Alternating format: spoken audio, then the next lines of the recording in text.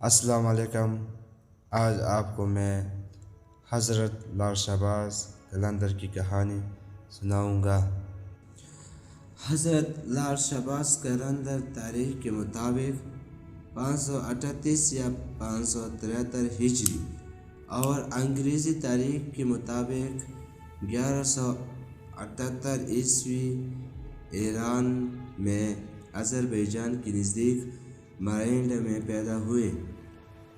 بہت سے لوگ حضرت لال شہباز قلندر کا اصلی نام نہیں جانتے ہیں۔ آپ کا اصلی نام حضرت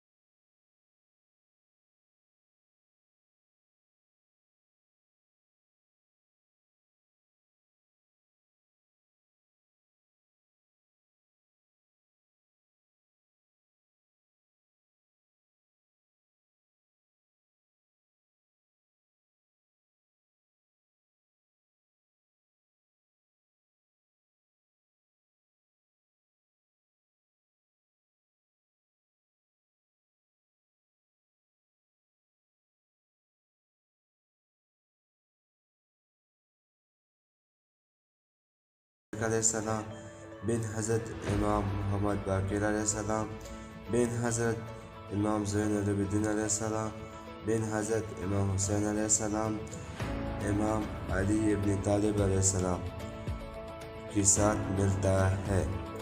پھر اس کے بعد حضرت لال شہباز قلندر نے اپنی ابتدائی تعلیم گھر پر اپنے والد سے تعلیم حاصل